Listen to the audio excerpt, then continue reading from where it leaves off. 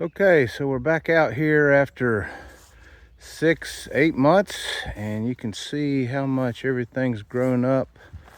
There's our pile of lumber. There's the cabin through there. The tarp, as you can tell, did not really make it. I'm gonna have to cut my way through all this, but you can see that didn't hold up super well, which I'm not terribly excited about. And then we've got all this stuff has grown up, and then the stack of lumber over there, which looks like that's held up pretty good. So got to clean this up, clean up around the cabin so I can even get to it now. So gonna get a weed eater out here and just hack all this stuff out, so I've got some more room to start working on it again. So welcome back. You can see the tarp system didn't work so well. Or just the tarp in general. It's a brand new tarp, and it's just completely shredded. So, other than that far wall there, it covered that pretty well, which was okay and good, and it covered that pretty well until it ripped right there on the corner. And then down here, it just didn't last. So I was afraid of that. We did the best we could, but so much for a Chinese tarp, I guess. Other than that, it seems to be okay. Kept this a little bit dry, which was good. So nothing fell in, still there. Now that we're back down here and we've got the tarp off, I think I'm going to, and we've got a couple of, we've got about 6 logs up on this side, and we've got 3 in this corner, and getting started over on this corner. And so what I think it's time to do is get some flooring in here so that we've, we're about 3 feet off the ground here. And as you can see, my little scaffolding broke with me on it. So these 2 beams broke. We had some logs up here and some extra weight, including myself. So thankfully I didn't hurt myself, but that broke. So I think it's time to put some flooring joists in. And what I want to do is, you can see these are a couple of the previous floor joists, and this was basically a half log. So you had this joist, and then you'd have this joist here, and they rest, as you can see, they rest. They're kind of carved out here, and they rest on the main sill beam. But they're not. This one's in pretty good shape, but as you can see, this one over here is not in great shape. And I just think it's going to be better to put a modern floor in. This has got, it's only got about 4 inches of weight bearing here, and you can see the overlap's not big, and that's because we moved this sill beam out a little bit. So I think I'm going to put some modern pressure-treated 2x8s in as floor joists. And as you can see here, the sill beam, I patched this up. We had some rot in there, so I got some epoxy and some filler, a filler strip of wood, and filled that up. So I think that'll give us some added strength here. But if we use these 2x8s, I think what I'll do is basically sort of like a back deck, use a hanger here, or this is probably a better example. Just nail the hanger in here and have the 2x8 rest in there. And then on the end, I'll have a little bit of extra strength too, because I can basically nail this 2x8 to this first log on the side here. And so what we'll have are these 2x8 joists basically resting across here.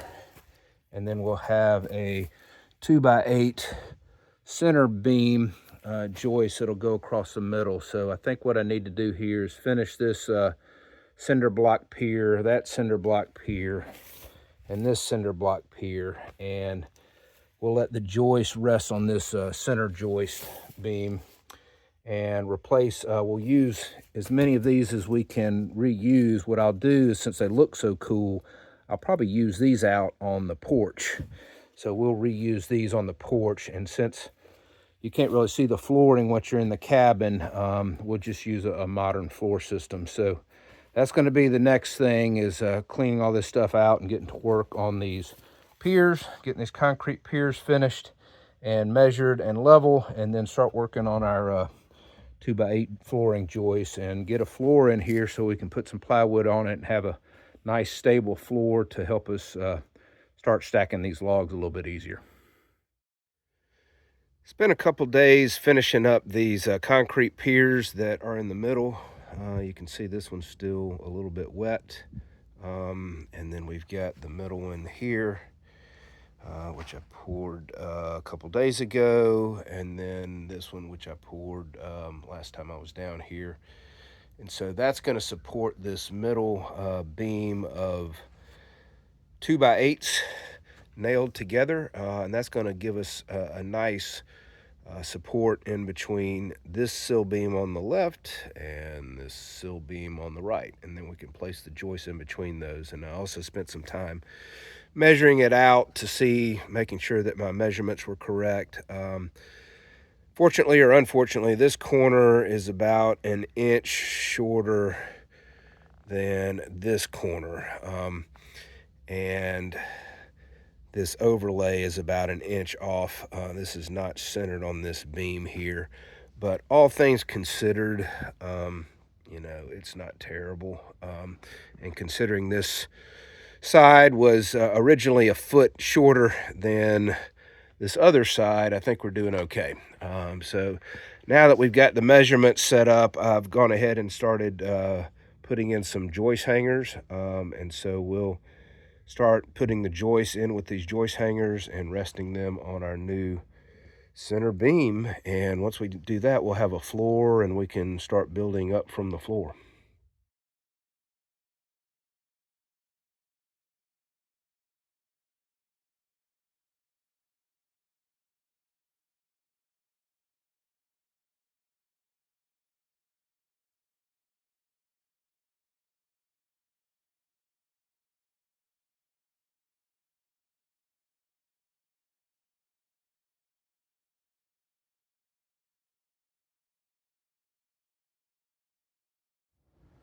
Well, one of the few times in dealing with all these irregular logs that things work out pretty well is our modern dimensional lumber flooring system. And buddy, we got that pretty dang level, so it's going to be nice to have a level floor in this thing.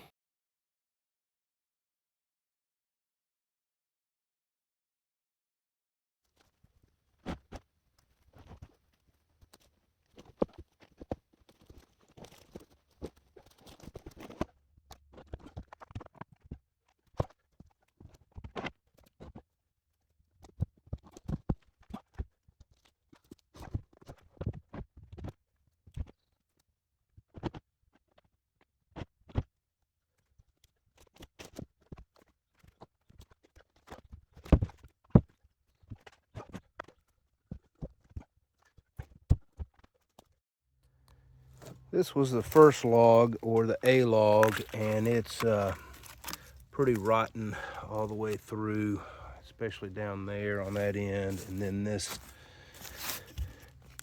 is all, it's not terrible, but it's just not a great log. So I replaced with this one, which is a pretty good log, except for this, which I can fill. Then the next log, this is the B log, and it's in really good shape, especially that dovetail joint down there is in great shape. But because I'm putting a window here, I don't want to cut that log, so I want to reuse that higher in the wall so that I can stay whole. And whichever log I put in here, I'm going to notch it out.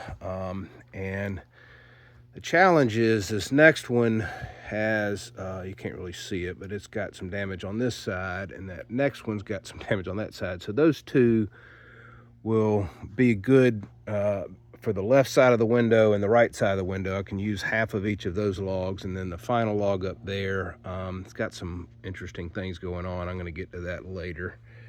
But what I think I'm going to do here is, this was a leftover log here that was originally a long log that was here that we replaced with this. And it was mainly because at the very end it had some damage, but I just cut this off. So this was the damage. The dovetail wasn't very nice and it wasn't going to be able to hold the weight, but I think by shortening it and recutting the dovetail on this side will be okay. And the rest of the log obviously is in pretty good shape. And what I can do is the part that is damaged a little bit here, this is going to be the insert for the window anyway.